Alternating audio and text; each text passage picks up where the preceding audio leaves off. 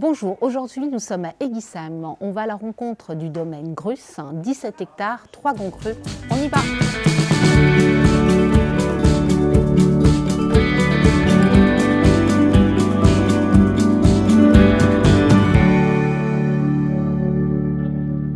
Bonjour André. Bonjour Valérie.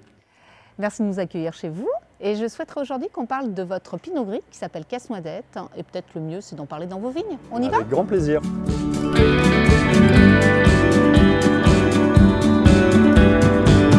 Alors André, nous voici dans la parcelle Hortel, l'une des deux parcelles qu'on va assembler pour faire la fameuse cuvée Casse-Noisette, qui est un Pinot Gris.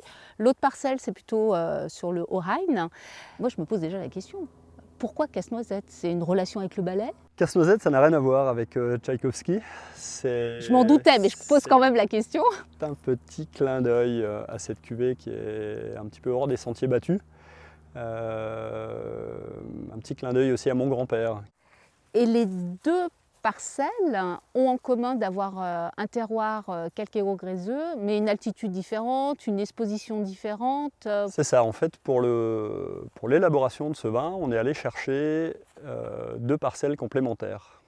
La première, l'Hortel, où on est là, qui est un terroir toujours très mur, qui jouxte le Pfälzerberg dans sa partie basse. Un des grands crus, un des deux grands crus. Un des deux grands crus d'Eguisheim. Et qui va amener finalement la puissance, l'opulence à la cuvée.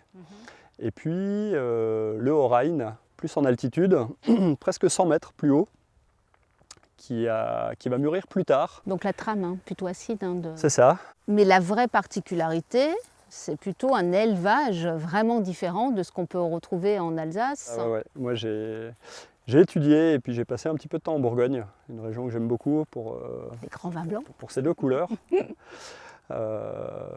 Et l'idée finalement, ça a été avec le Casse-Noisette de vinifier un Pinot Gris totalement sec, avec cet élevage bourguignon, donc une vinification en fût, en demi-muit. En demi-muit, pas avec la fameuse pièce bourguignonne. Non, là on déroge un peu. Alors pourquoi ce choix de demi-muit?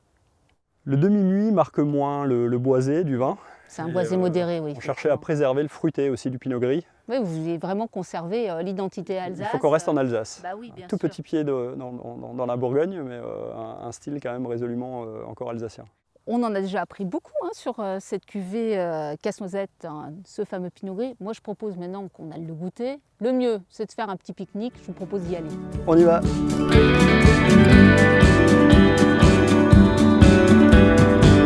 Alors, c'est le moment que j'attends avec impatience. On va goûter ce fameux Pinot Gris Casse-Noisette. Parfait. Je vous laisse ouvrir la bouteille. Valérie. On va déjà regarder cette belle robe d'un très joli jaune. Or, petit reflet vert, belle brillance. Bon, ça traduit un peu la jeunesse, ouais. 2017. 2017. Potentiel de garde de ce vin, on n'en a pas parlé? Ça, c'est des vins qui vieillissent très bien. Plus de 10 ans? Facilement. Bon, on a du recul maintenant avec notre premier millésime 2004, qui se goûte encore parfaitement bien. Vous avez encore la chance d'en avoir en On cave. en a gardé. Au nez, on a ce côté quand même fruit jaune caractéristique des Pinot Gris. Ce côté abricot, mais relativement mûr. Des notes de fleurs blanches aussi, un peu sur même des notes de violette et de rose qu'on ressent. Bon, il donne envie de le passer en bouche. On va trinquer. À votre santé. À votre santé. On retrouve la typicité du Pinot Gris, mais il y a toutes ces complexités apportées par votre élevage qui fait toute la différence. Enfin, je pense que je ne suis pas la première à vous le dire. C'est vrai qu'à l'aveugle, c'est surprenant. Ah, c'est très surprenant. On n'est pas tout à fait en Alsace. Non, on n'est pas tout à fait en Bourgogne. Non. Du coup, il faut inventer une nouvelle région pour ce vin. C'est incroyable.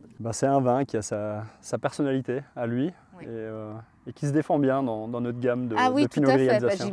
J'imagine. Du coup, André, ce vin s'accorde avec quel type de plat? Idéalement, une poêlée de Saint-Jacques ou un risotto aux champignons. Bon, aujourd'hui, ce ne sera pas possible, André, parce qu'on est en pique-nique. Donc, du coup, moi, je vous ai amené quelque chose de beaucoup plus simple, mais goûteux à la fois. Un magret de canard fumé. Je pense que ça s'accordera très bien avec ce type de vin. Ça va être parfait. Bon, merci beaucoup.